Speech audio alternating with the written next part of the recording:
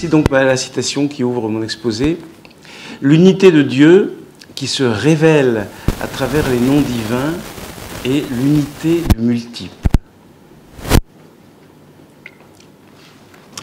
La distinction entre la religion et les religions peut s'entendre de deux manières. Elle peut concerner la relation entre le concept générique de religion et les religions historiques. Et c'est en ce sens, me semble-t-il, que Ricoeur a pu déclarer que la religion n'existe que dans des religions. Mais cette distinction est aussi opérante dans un autre contexte, lorsqu'une religion particulière prétend être la religion en tant que telle, la seule religion vraie et universelle, alors que les autres seraient fausses, seraient des illusions dangereuses. Et c'est ce qui arrive lorsqu'une religion proclame que le Dieu qu'elle adore est le Dieu unique, le seul vrai Dieu. Et c'est le cas des religions qui se définissent comme monothéistes. En questionnant le concept de monothéisme, on est donc amené à remettre en jeu la question des rapports entre la religion et les religions. C'est ce qu'a fait Jan Assmann, égyptologue, historien des religions allemand. Bon, je l'ai rencontré qu'une seule fois, lorsque Philippe Capel et moi l'avions invité à notre séminaire de philosophie de la religion à Strasbourg. Sa conférence était tout à fait mémorable, mais son travail, ses livres m'ont guidé pendant plusieurs années, et je pense que sans son travail, je n'aurais sans doute pas pu écrire mon livre sur Moïse l'insurgé. Alors il se trouve que Jan Assmann nous a quittés l'an dernier, donc j'ai écrit ce texte pour lui rendre hommage à son travail. Alors Assmann montre donc que le concept de monothéisme n'est pas univoque. Il y a différents types de monothéisme dont les implications divergent à la fois sur le plan théologique ou philosophique, si l'on veut, et sur le plan politique. Il montre également que l'on n'a jamais affaire qu'à des moments monothéistes, des tensions toujours provisoires vers un Dieu unique, suivies d'un retour du multiple, c'est-à-dire de la résurgence de la multiplicité des figures et des noms divins. Cela veut dire qu'il n'y a pas de monothéisme intégral ou absolu. L'affirmation de l'unicité divine est toujours déjà travaillée par le multiple. Comme l'être, Khalia Haïdara a évoqué ce passage d'Aristote d'ailleurs hier soir, comme l'être, peut-être plus encore que l'être, l'un se dit de plusieurs façons. En ce sens, on pourrait dire que tout monothéisme est un polymonothéisme. Bon, c'est une notion qui vaut ce qu'elle vaut, mais que j'introduis dans mon livre sur Moïse. Alors je pensais être fidèle en le faisant, en parlant donc de polymonothéisme, être fidèle à cette déclaration d'Ibn Arabi que j'évoquais tout à l'heure, hein, l'unité de Dieu et l'unité du multiple, mais aussi à un auteur postérieur, un auteur occidental, hein, qui est Schelling, dans sa philosophie de la révélation.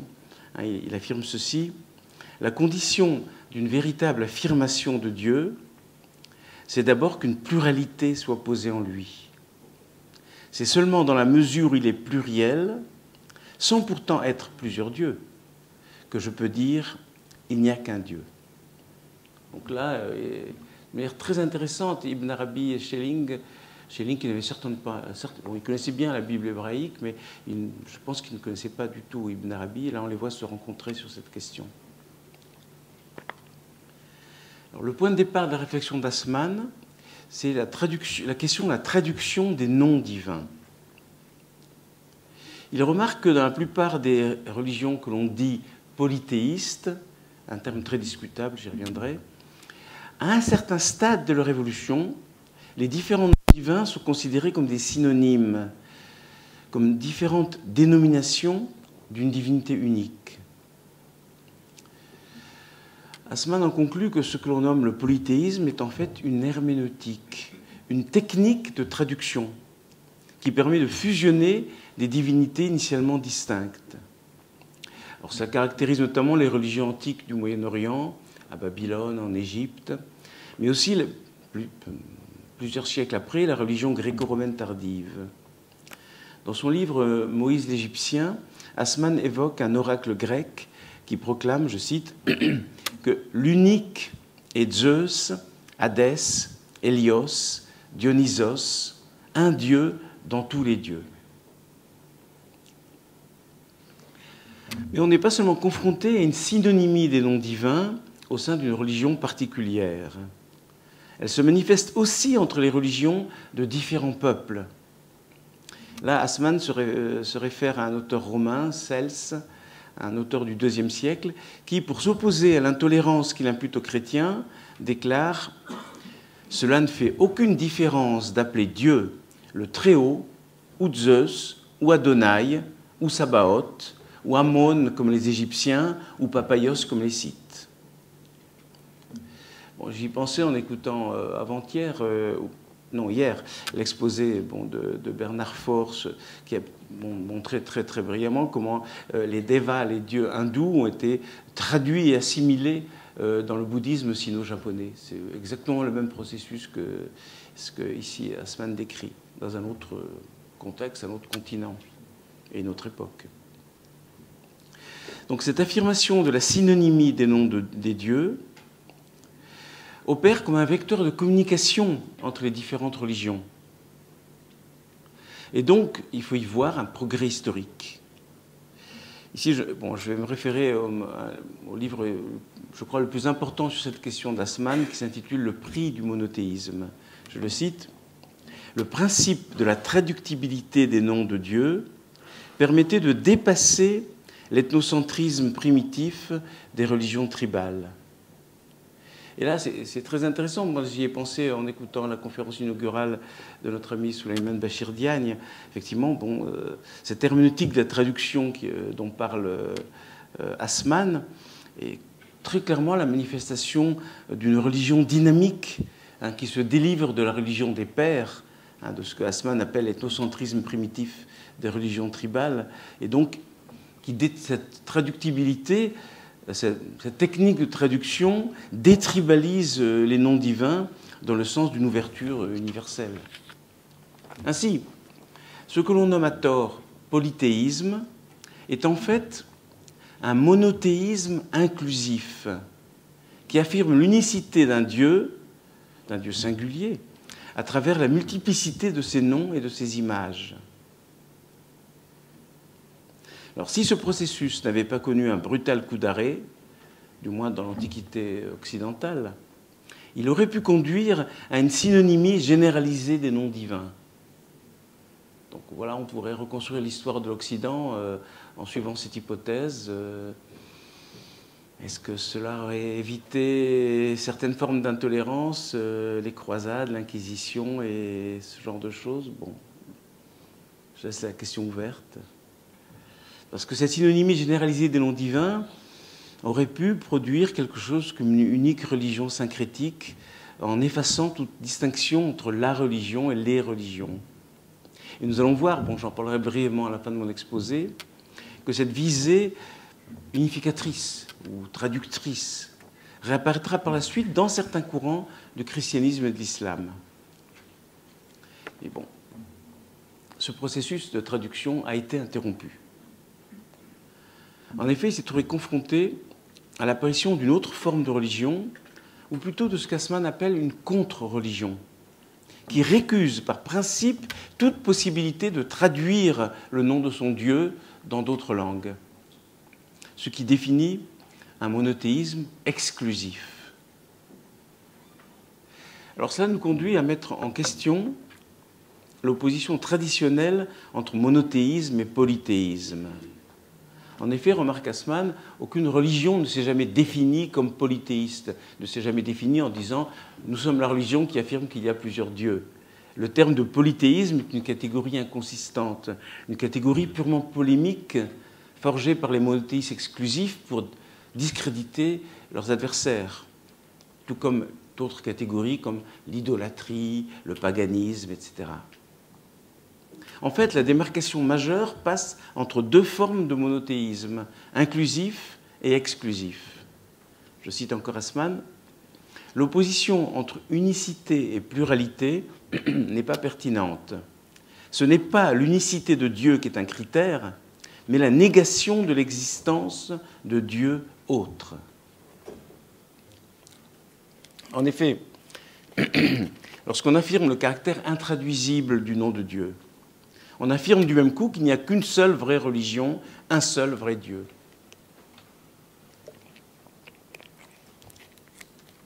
Assmann, qui est au départ un égyptologue, souligne que la première fois dans l'histoire connue où cette opération apparaît, où ce type de religion surgit, c'est le XIVe siècle avant l'ère chrétienne en Égypte. C'est la révolution religieuse accomplie par le pharaon Akhenaton, qui a été recouverte et anéantie après sa mort, mais nous avons des traces écrites montrant que Akhenaton est l'inventeur de ce type de monothéisme.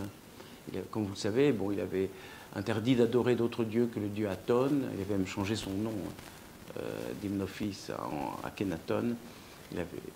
Il avait fait marteler les signes du pluriel partout, sur tous les hiéroglyphes où apparaissait le nom le mot Dieu. Et il avait fait aussi marteler, briser les statues des autres dieux. Donc, première évolution de ce type de monothéisme. Alors, la seconde apparition enverrait à la figure de Moïse. Alors, je laisse de côté la question de savoir s'il s'agit d'une figure purement légendaire, comme la plupart des historiens prétendent maintenant, ou si son nom renvoie à un événement réel. Donc, ça, c'est l'objet du livre consacré, je ne tiens pas à en parler ici. Ce n'est pas cette question qui intéresse Assmann. Ce qui l'intéresse plutôt, c'est de définir ce geste qui fonde le monothéisme exclusif, à partir d'Akhenaton et plus tard à partir de, entre guillemets, Moïse.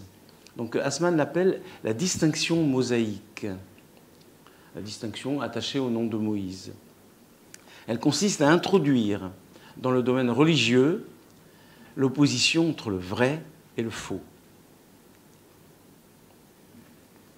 Lorsqu'on dit qu'il n'y a qu'un seul vrai Dieu et que tous les autres sont faux.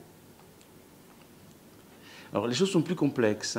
Dans un livre ultérieur, Le monothéisme et le langage, la violence, Assmann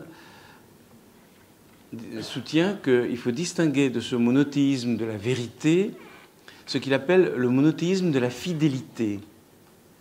Et il caractériserait selon lui le noyau originaire du judaïsme, donc le moment mosaïque, le moment de Moïse proprement dit. En effet, si vous lisez, par exemple, ce texte fondateur, les 10 paroles, ce qu'on appelle les 10 commandements, vous n'y trouverez certainement pas une négation des autres divinités. Tu n'auras pas d'autre Dieu que moi devant mon visage. Pourquoi? Parce que, comme le Dieu vient de le proclamer à son peuple, je suis nom imprononçable, le nom, on dit dans la tradition juive, ou le Seigneur, ton Dieu, celui qui t'a fait sortir d'Égypte, de la maison d'esclavage. Donc parce que je t'ai libéré de la servitude, il faut que tu restes fidèle à moi et que tu ne me trahisses pas en adorant d'autres dieux devant mon visage, que tu ne me trahisses pas. Mais ça ne signifie pas du tout qu'il n'y ait pas d'autres dieux. La question n'est absolument pas posée. Et même, le cantique de la sœur de Moïse est tout à fait extraordinaire là-dessus. Enfin, c'est sans doute un des textes les plus anciens de la Bible hébraïque. Michael Ba'elim, qui est comme toi, Ba'elim, parmi les dieux. Donc on est très loin de l'affirmation d'un monothéisme pur ou exclusif. Alors ce type de monothéisme, dit Assmann, et je pense que c'est très important, est une religion de la libération, c'est-à-dire une théologie politique dirigée contre l'oppression étatique symbolisée par le nom l'Égypte. Je cite encore Assmann, « Le thème du livre de l'Exode n'est pas la distinction entre vraie et fausse religion, mais la distinction entre servitude et liberté. » Et c'est important parce que ce type de monothéisme se démarque radicalement de celui qui avait été fondé 4 ou 5 siècles plus tôt par Akhenaton, qui était un monothéisme pharaonique qui impliquait la divinisation de l'État et du souverain, puisque dans le monothéisme d'Aton, l'unicité de Dieu, du dieu Aton, renvoyait au pouvoir unique du souverain tout-puissant, du pharaon, qui est le fils du dieu et son unique porte-parole. Donc vous voyez, la démarcation entre monothéisme inclusif et monothéisme exclusif croise ici une autre démarcation. Je propose d'appeler très simplement la démarcation entre monothéisme des dominants et monothéisme des dominés. Et les rapports entre ces deux démarcations sont d'ailleurs très complexes. Il n'y a pas de correspondance univoque. Un monothéisme dédominé, une religion libératrice, peut s'affirmer comme un monothéisme exclusif, extrêmement exclusif. Bon, c'est le cas par exemple de l'islam des premiers temps ou du christianisme des premiers temps. Mais le monothéisme exclusif peut aussi être réapproprié par la souveraineté d'un État et devenir la légitimation du pouvoir tyrannique d'un pharaon ou d'un roi, comme c'était le cas avec Akhenaton, comme ce sera le cas des empereurs chrétiens des califes à partir d'un certain moment, disons, voilà, peut-être des abbassides, à voir. Et en tout cas, des monarques chrétiens de l'Occident médiéval et des temps modernes. En revanche, un monothéisme inclusif peut être au service des dominés, mais aussi bien des dominants, comme c'était le cas, par exemple, dans l'Empire romain. Vous voyez, donc, ces deux démarcations s'entrecroisent sans s'identifier, ce qui complique un peu la configuration de ce qu'on appelle un peu trop vite le monothéisme. Alors, c'est, me semble-t-il, dans une phase ultérieure du judaïsme antique qu'on peut assister au passage d'une religion de la fidélité à une religion de la vérité, à ce qu'Assmann appelle un monothéisme cognitif. En effet, il semble clair que l'affirmation qu'il n'y a qu'un seul vrai Dieu apparaît dans le judaïsme ancien lors de l'exil à Babylone, chez le second Isaïe. Quelle est la signification de ce tournant? Dans mon livre, j'ai suggéré qu'il s'agit d'une stratégie de résistance à l'hégémonie des dieux de Babylone, mais c'est un point que je ne veux pas développer ici. Assmann, lui, ne s'interroge pas sur la signification de ce tournant. Il met l'accent sur un autre aspect de ce tournant. Pour lui, ce type de monothéisme, donc cognitif, applique aux religieux une catégorie qui ne lui appartient pas initialement et qui lui fait violence. Je le cite, « La distinction mosaïque introduit un nouveau type de vérité, la vérité absolue, révélée, vérité métaphysique ou vérité de croyance. » Donc une vérité qui se définit par son rapport exclusif à l'erreur, à l'illusion, à toutes les formes de la non-vérité. Et le point important, c'est que cette démarcation entre la vérité, le vrai et le faux, selon Assmann, fait violence à l'expression du religieux. Là, ça renvoie à des débats que nous avons eus longuement hier sur ces questions. Je crois qu'on est au cœur du problème. Alors, là, j'ai une réserve vis-à-vis de l'analyse d'Assmann. Je pense qu'il n'a pas suffisamment approfondi la question de la vérité. Il ne s'est pas interrogé sur la possibilité d'un entrelacement de la vérité et de la non-vérité dans toute expérience religieuse. C'est-à-dire pour lui, ce monothéisme cognitif se fonde sur une conception exclusive de la vérité, opposée du vrai, opposée au faux. Mais les choses sont peut-être plus complexes. Je renvoie simplement à un texte très important pour moi, cette question. C'est le texte du dernier livre de Freud, L'homme Moïse et la religion monothéiste, qui est un peu le testament de Freud, où il écrit ceci. On peut supposer que pour Freud, la religion est une fiction, et même une névrose, une maladie mentale, avec quelques éléments psychotiques même. Mais cette fiction religieuse comporte, dit-il, un noyau de vérité historique. Donc c'est à la fois une fiction, mais elle enveloppe un noyau de vérité. Alors je cite Freud, c'est un passage très, très important, je crois. « Dans la mesure où elle est déformée, on est en droit de la qualifier d'illusion. Dans la mesure où elle amène le retour de ce qui s'est passé, on doit l'appeler vérité. » Donc Freud nous amène à saisir dans le religieux, et là il parle du judaïsme antique, mais ça vaut sans doute pour toutes les religions, à mon avis en tout cas, il nous amène à nous interroger sur la possibilité d'un nouage, d'un entrelacement entre la vérité et la non-vérité. La religion est à la fois illusion et vérité. Mais Assmann n'aborde pas cette question. Il s'intéresse aux conséquences pratiques de l'introduction d'une vérité absolue et exclusive dans l'expérience religieuse. Les conséquences sont évidentes. Ça entraîne un rejet radical des autres croyances. Comme le dit très fortement Assmann, la distinction mosaïque introduit une nouvelle forme de haine dans le monde. La haine dirigée contre les païens, les hérétiques, les idolâtres. Et elle provoque en retour, remarque-t-il, la haine de ceux qui se sont exclus par la distinction mosaïque. Et on peut y voir d'ailleurs une des matrices de l'antijudaïsme dès l'Antiquité. Là, Assmann se réfère d'ailleurs à un passage très intéressant du Talmud, donc la tradition orale ancienne du judaïsme, où là, les sages du Talmud s'interrogent sur le nom Sinaï, le nom du lieu de la révélation, qui est très proche du nom hébreu Sina, qui signifie la haine.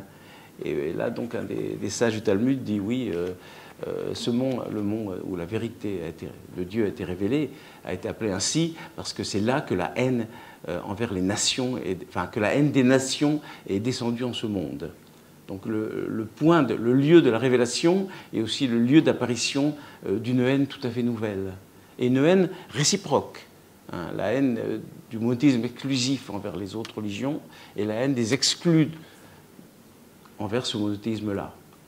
Bon, je ne veux pas faire trop d'allusions à l'actualité, mais l'effrayante guerre fratricide qui a lieu pas très loin d'ici, enfin un peu au nord-est, comme vous savez, renvoie en partie à ces questions-là.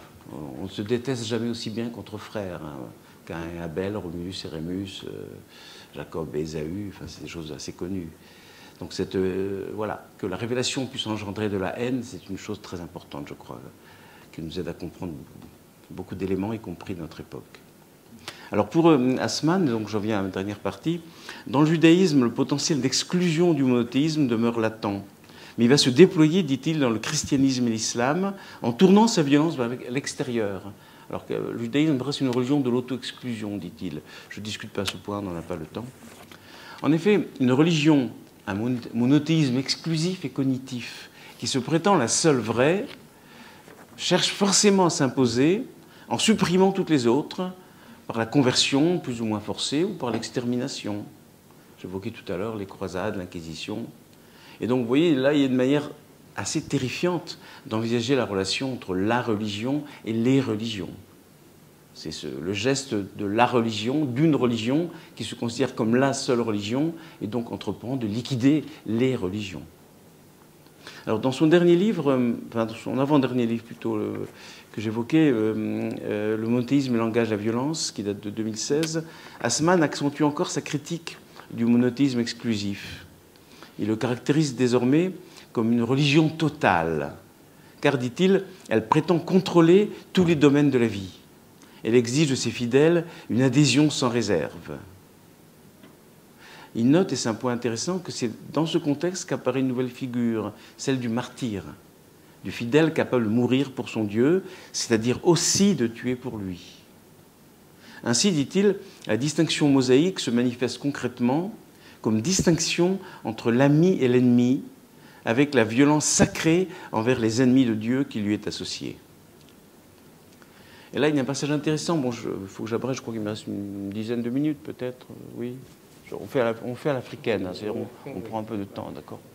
Mais c'est ma dernière page. Hein. Donc je ne vais pas développer ce point-là, mais il y a un passage très intéressant qui annonce peut-être ce que Beate va nous dire tout à l'heure, la question de l'eschatologie. Assmann souligne que l'ultime conséquence de ce qu'il appelle les religions totales, c'est l'annonce de l'apocalypse. C'est-à-dire d'une fin du monde envisagée comme une situation de crise qui exige une décision radicale, qui fonde une opposition absolue entre le bien et le mal, les bienheureux et les damnés, l'ami et l'ennemi, et qui donc constitue une figure de l'ennemi absolu, diabolique, qui doit être anéanti. Enfin, à mon avis, bon, ça c'est un point qui ne développe pas, mais c'est ce qui apparaît dans la figure chrétienne de l'Antéchrist et qui va réapparaître dans l'islam sous la figure du Dajjal, hein, donc la figure de l'anti-messie qui est l'ennemi absolu. Donc, conclusion d'Assmann, la rhétorique de la polarisation, de la décision et de l'état d'exception qui justifie tout se nourrit de l'idée de l'apocalypse. Décision, état d'exception, ami-ennemi, religion totale. Il se réfère explicitement à Carl Schmitt, auteur très sulfureux, mais assez intéressant.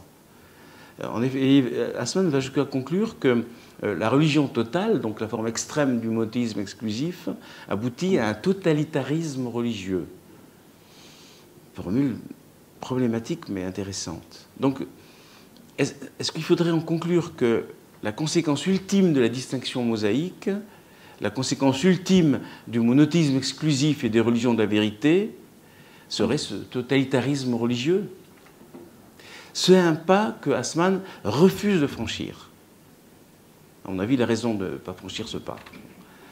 Il affirme en effet dans le même livre que la violence n'est pas inscrite dans le monothéisme comme une conséquence nécessaire, qu'il n'y a aucune raison pour que la fidélité et la vérité se transforment en violence.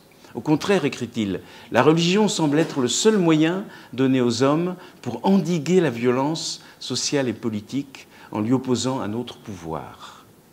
Une remarque très importante, je crois. J'ai essayé de creuser ce point dans un petit livre que j'avais écrit, Djihadisme, le retour de sacrifice, où j'essayais de définir les dispositifs de courants religieux comme des formes de sublimation de la violence archaïque. Mais bon, la grande question, c'est quel est cet autre pouvoir et comment est-ce qu'il parviendrait à endiguer la violence sacrée? C'est en tout cas sur cette question, cette aporie peut-être, que s'achève l'œuvre si éclairante de Yann Assmann. Donc en conclusion, donc j'arrive à ma conclusion, je vous rassure. Tout ceci nous conduit à mon avis, hein, bon, là j'essaie de... Bon, j'arrête de rendre hommage à Assmann et j'essaie de faire un pas un petit peu au-delà de lui, enfin, d'ouvrir une perspective différente à partir de ce que son œuvre nous a donné à penser. Je voudrais quand même essayer d'interroger cette distinction que je trouve un peu trop rigide entre le monothéisme inclusif et le monothéisme exclusif. Ou encore, comme le dit Assmann, entre l'herméneutique religieuse de la traduction et l'herméneutique de la différence. Pourquoi cela? Eh bien, parce qu'au cœur même de monothéisme profondément exclusif, de monothéisme de la vérité unique et du Dieu unique, on a vu réapparaître une synonymie des noms divins. Donc la distinction est plus complexe que Assmann ne le pensait. Le monothéisme exclusif peut parfois se retourner en son contraire et retrouver cette dimension dynamique et inclusive, ce principe de traduction qu'il avait refoulé et écrasé. Alors bien sûr, cette réapparition est marginale. Elle apparaît chez des penseurs et des mystiques qui se donnent pour but aussi de combattre l'intolérance religieuse.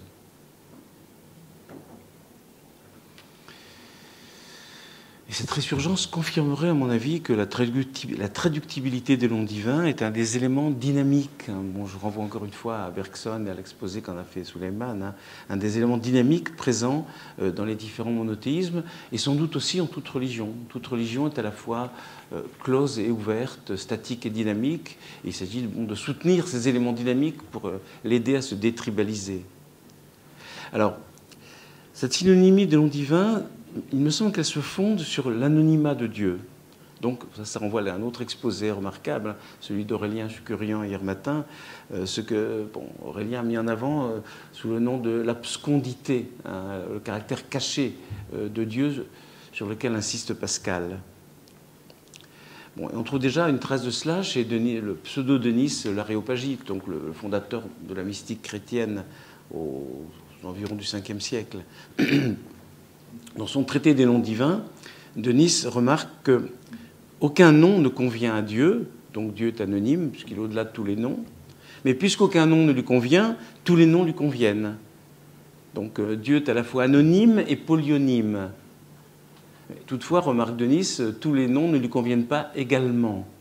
Donc, on a tout à fait le droit de dire que Dieu est table, que Dieu est bouteille, mais ça lui convient moins que la dénomination Dieu est miséricordieux, Dieu est amour, etc. Donc il y a quand même une hiérarchie des noms.